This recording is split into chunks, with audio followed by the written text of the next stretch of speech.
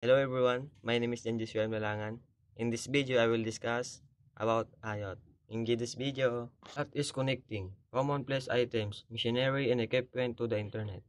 The Internet of Things, IoT, is the groundbreaking technology that allows them to gather, share, and analyze data without the need for human interaction. Through increased automation, convenience, and efficiency, this technology is revolutionizing daily life. Enterprises and industries, IoT is changing how we use technology, from wearable and smart homes to smart cities and industrial automation. Even while the Internet of Things has many benefits, its long-term adoption will require addressing security, privacy, and ethical issues. What IoT? A network of linked devices that may communicate with one another over the Internet is known as the Internet of Things, IoT.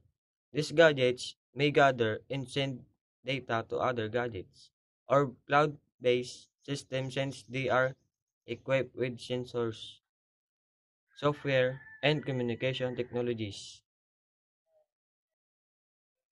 IoT facilitates automation and real-time data processing, which improves decision-making across a range of industries, including manufacturing, agriculture, healthcare, and transportation.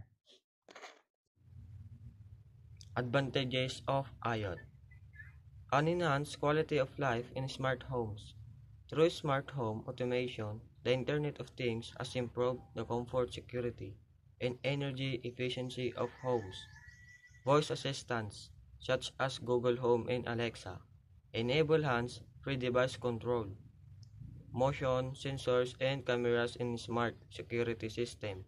Improve home security, cooking and grocery management are made easier with automated kitchen appliances. People can benefit from increased conveniences, security, and energy savings by using IoT-based home automation. Disadvantages of IoT: high cost for implementation and upkeep. Ay, kurang ulit man. Disadvantages of IoT: high cost for implementation and upkeep. IoT system can be costly for both individuals and enterprises to install and maintain despite the fact that they increase efficiency. Expensive instruction na makapakwa. Disadvantages of IoT: high cost for implementation and upkeep. Nagdaa. Disadvantages of IoT: high cost for implementation and upkeep. IoT system can be costly for both individuals and enterprises to install and maintain despite the fact that they increase efficiency. Expensive infrastructure. Companies must make investments in cloud storage, IoT sensors, and eye-based analytics, all the which come with hefty upfront expenses installing and upgrading smart home gadgets, such as Internet of Things. This security system can be expensive, constant upkeep, and improvements to remain safe. IoT devices need frequent software upgrades and security patches. Compatibility problems and device faults might rise maintenance expenses. Would they use IoT in their daily life? Why or why not? Time saving and efficiency advantages by automating repetitive chores and enhancing decision making. IoT helps users save time and effort. Work and study routines are optimized via IoT powered scheduling apps. Reminders and app alarms facilitate effective task management.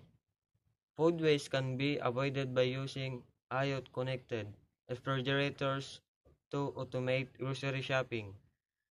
For instance, a professional can increase productivity and lower stress by employing a smart assistant to making reminders and schedule meetings. Positive effects of IoT in society. Energy, conservation and environmental sustainability.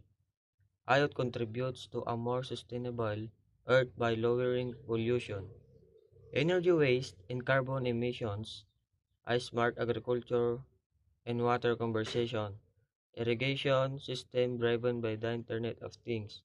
Optimize water use according to meteorological conditions. By keeping an eye on nutrients, smart soil sensors increase crop yields. For instance, Alp-based precision farming has reduced water loss and raised agricultural production in India. Negative effects of health and society. Loss of the ability to think critically and solve problems. People's capacity for critical thought and manual problem solving may be weak by an excessive reliance on smart technologies. Navigation technologies driven by the Internet of Things make it harder to read maps and find routes on your own. For instance, a lot of people now only use Google Maps for navigation, which making this less aware for their surroundings.